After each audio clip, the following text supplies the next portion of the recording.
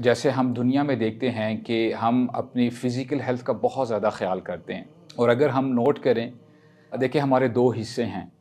एक तो physical well-being है, जब बंदा बीमार पड़ जाता है, let's say if he is having a headache, तो वो करता क्या है, पैरासिटामोल लेता है और अपनी हालत को, अपनी सेहत को बेहतर बनाने की कोशिश करता है। एंड सिमिलरली हो सकता है कि बंदा, उसकी मेडिकल कंडीशन इतनी बुरी हो जाए, जैसे कैंसर होता है, तो उसमें भी वो कोशिश करता है कि उस बीमारी से निजात हासिल करे और कीमोथेरेपी और बाकी सारी जो मेडिकेशंस हैं, उसको अवेल करने की कोशिश करता है। जब हम फिज़िकल वेल-बीइंग का इतना ख़्याल करते हैं, ऑन द कॉन्ट्ररी जब हम दूसरी तरफ देखते हैं तो अल्लाह ताला ने हमें रूह भी अता की है।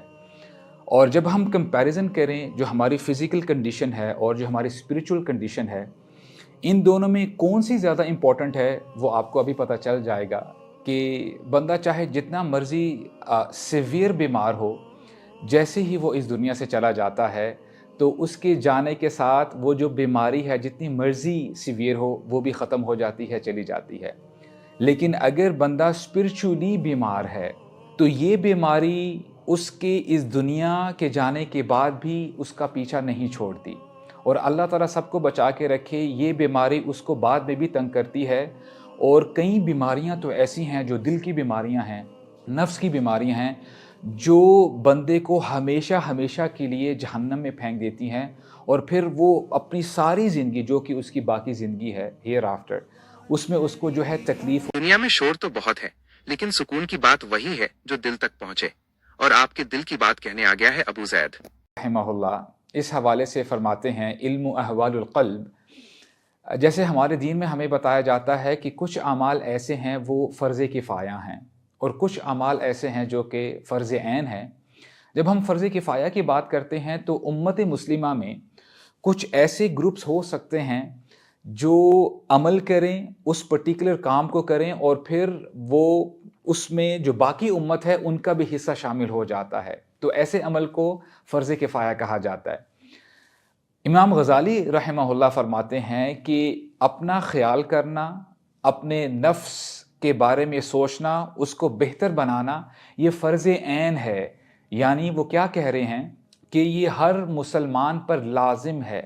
जो भी मुसलमान, जो भी मुस्लिम ला इलाहा इल्लल्लाह कहता है, मुहम्मदुर रसूलुल्लाह कहता है, तो उस पर लाज़िम है कि वो अपनी हालत को, अपने दिल को, अपने नफ्स को बेहतर बनाने की कोशिश करे और ये फ़र्ज़ ऐन है हर मुसलमान पे। और अब हम देखते हैं कि अल्लाह ताला जो कि खालिक हैं, तमाम चीज़ों के पालने वाले हैं, तमाम मखलूक़ात को बनाने वाले हैं, वो क्या फ़रमाते हैं इस हवाले से।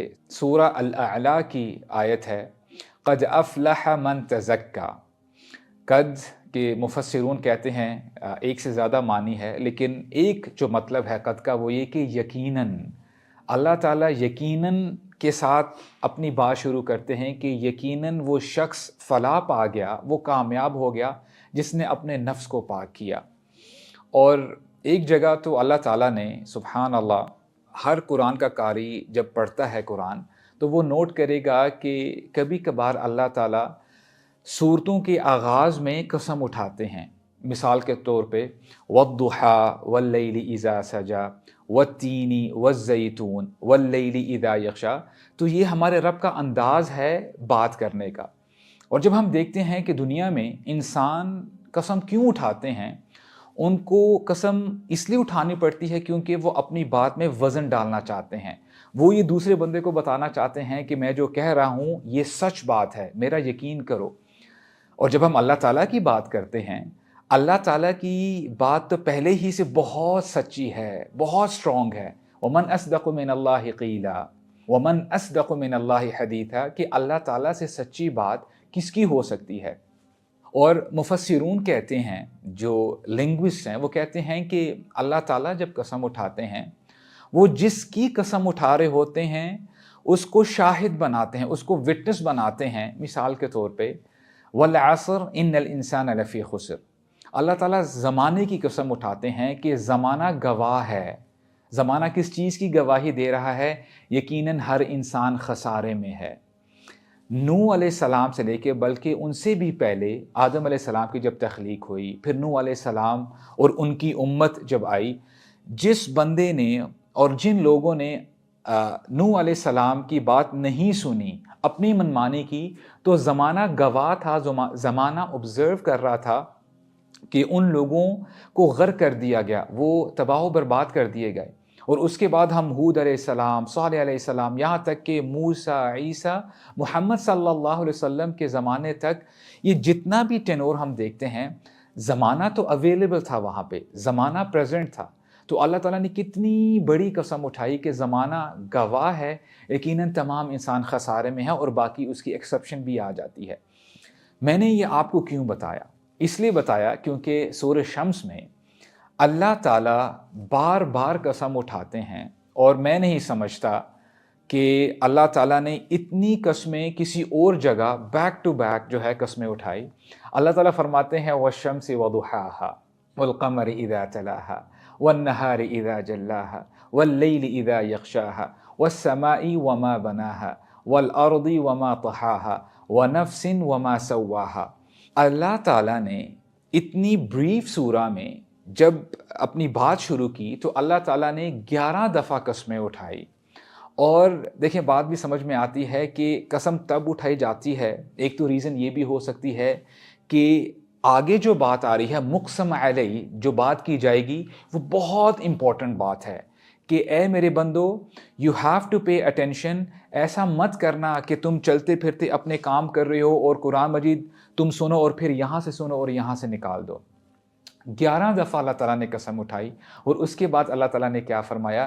قد افلح من زکاہا، یقیناً وہ شخص فلاح پا گیا جس نے اپنے نفس کو پاک کیا۔ تو یہ سبجیکٹ بہت امپورٹنٹ ہے۔ اور اگلی آیت میں اللہ تعالیٰ فرماتے ہیں وقد خواب من دساہا، وہ بندہ ناکام ہو گیا، وہ برباد ہو گیا جس نے اپنے نفس کو پاک نہیں کیا۔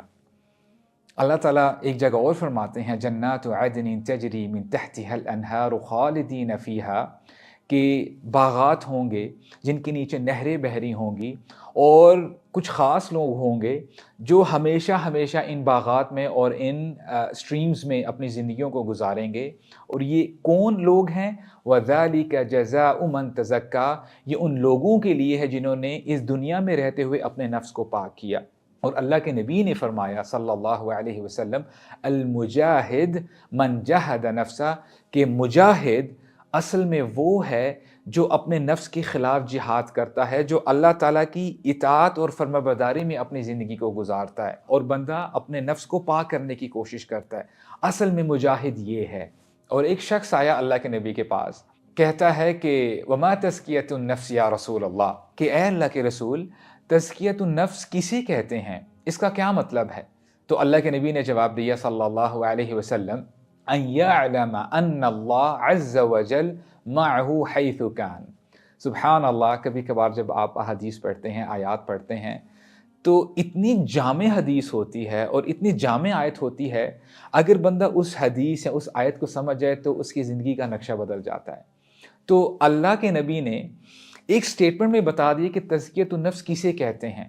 فرمایا کہ اپنی روح کو پاک کر لینا، اس کا مطلب یہ ہے کہ بندہ جان لے کہ اللہ عز و جل اس کے ساتھ ہیں، وہ جہاں بھی ہے۔ تو یہ کرکس ہے اپنے نفس کو پاک کرنے کا، کہ بندے کے دل میں یہ بات بیٹھ جائے، اتر جائے کہ میرا رب میرے ساتھ ہے، میں جہاں بھی ہوں۔ کئی لوگ ہو سکتا ہے کنفیوزڈ ہو جائیں یا ان کی ہمت اتنی نہ بڑھ پائے۔ اللہ تعالیٰ حوصلہ افزائی کرتے ہیں اپنے بندوں کی، فرماتے ہیں کہ اے میرے بندو ہمت اپنی بڑھاؤ، you don't have to be depressed. اللہ سبحانہ و تعالیٰ موٹیویٹ کرتے ہیں اپنے بندوں کو، فرماتے ہیں والذین جاہدوا فینا لنہدینہم سبلنا وان اللہ لمع المحسنین۔ جو لوگ جد و جہد کرتے ہیں، جو واقعی مجاہد ہیں، اللہ کی فرمانبرداری میں اپنی زندگی کو گزارنا چاہتے ہیں، اپنے نفس کو پاک کرنا چاہتے ہیں، تو اللہ تعالیٰ کی طرف سے یہ گارنٹی ہے، اللہ تعالیٰ کی طرف سے یہ وعدہ ہے، ہم لازم تمہیں اپنی راہیں دکھا دیں گے، اور یقیناً اللہ تعالیٰ احسان کرنے والوں کے ساتھ ہیں۔ اور اللہ تعالیٰ کا ہم جتنا شکر ادا کریں اتنا کم ہے۔ اللہ تعالیٰ نے اپنی آخری کتاب میں ہمیں یہ بتا دیا کہ ابراہیم علیہ السلام جو کہ خلیل الرحمن ہیں، انہوں نے یہ دعا کی تھی، ولا تخزنی یوم یبعثون، کہ اے میرے رب مجھے اس دن ذلیل مت کیجیے گا، مجھے امبیرس مت کیجیے گا جب تمام لوگوں کو اٹھایا جائے گا۔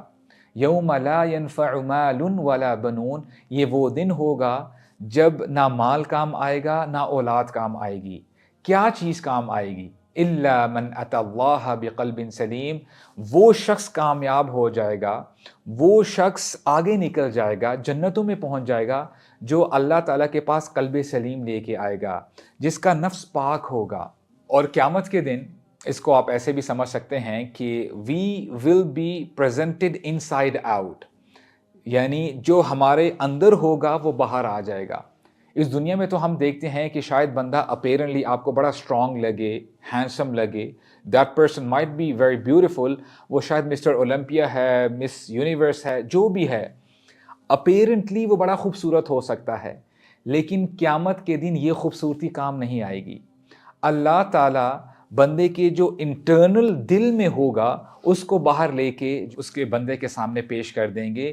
اصل میں جو بندہ دنیا میں رہتے ہوئے اپنے نفس کو بیوٹیفائی کرتا ہوگا، جو اللہ تعالیٰ کی اطاعت و فرمانبرداری کرتا ہوگا، قیامت کے دن ایسے لوگ سب سے زیادہ خوبصورت ہوں گے، سب سے زیادہ ان لوگوں کے اندر سے نور جھلکتا ہوا نظر آئے گا۔